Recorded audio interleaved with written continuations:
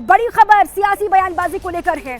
प्राण प्रतिष्ठा को लेकर बीजेपी और कांग्रेस पार्टी के बीच में किस तरीके से बयानबाजी हो रही है वो जरा आपको हम बता देते हैं। बीजेपी ने राहुल गांधी को लेकर बयान दिया है। बीजेपी ने यह कहा कि राहुल गांधी को दृष्टि दोष हो गया है और ये राम मंदिर का जो महाआयोजन किया जा रहा है, प्राण प्रतिष्ठा की जो घड़ी सामने आई है, वो सियासत के लिए नहीं है बल्कि आस्था का विषय है भारतीय जनता पार्टी के लिए। ये बीजेपी ने बात कही है। राम भक्तों की भक्ति में विघ्न मत डालो, ये बीजेपी ने बात कही। बीजेपी ने यह कहा कि कांग्रेस पार्टी और साथ ही इंडिया अलायंस के जो अलग अलग घटक दल हैं वो जिस तरीके से बयानबाजी कर रहे हैं भगवान राम के नाम को लेकर, अब इस पर उन्होंने जो है बीजेपी ने जो है विपक्ष को घेरा है। केशव प्रसाद मौर्य ने क्या कुछ कहा है ट्वीट के माध्यम से और विपक्ष को किस तरीके से उन्होंने जवाब दिया है।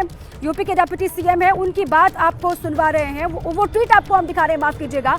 ट्वीट आपकी स्क्रीन पर चल रहा है। ट्वीट के माध्यम से उन्होंने विपक्ष पर निशाना साधा।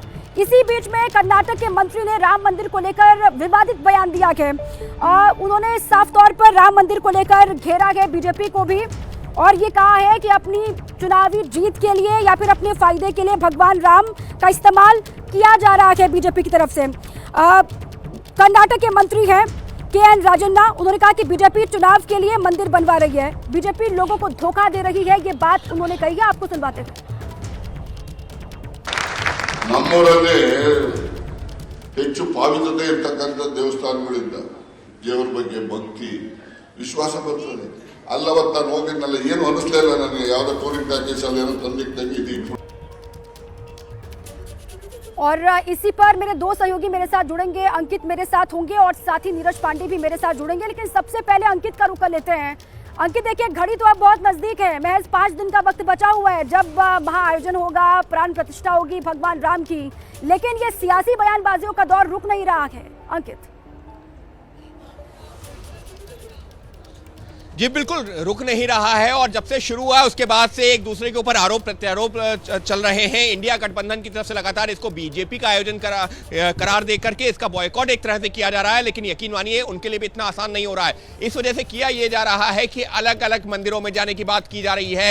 अलग अलग पार्टी के नेता वो अपने अपने तरीके से अपनी आस्था दिखा रहे हैं। वहीं बीजेपी लगातार यही कह रही है कि ये राम का अपमान है, ये राम लला की प्राण प्रतिष्ठा का जो है आयोजन हो रहा है, एक धार्मिक आयोजन है और उस पर विपक्ष राजनीति कर रही है, जबकि विपक्ष बीजेपी पर उसी तरीके के आरोप लगा रहा है।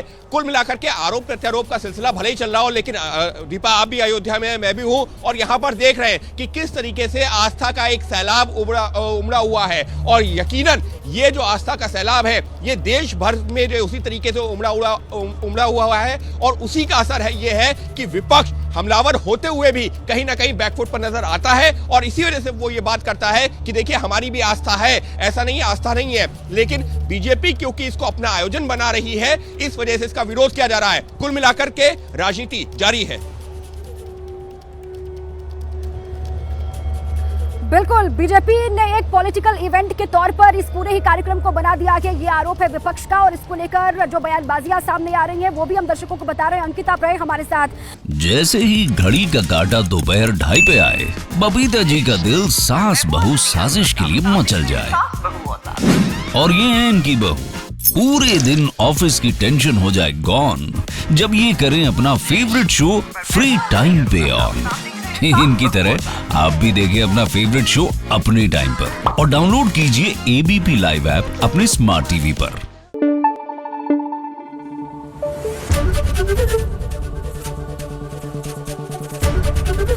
ABP न्यूज आपको रखे आगे।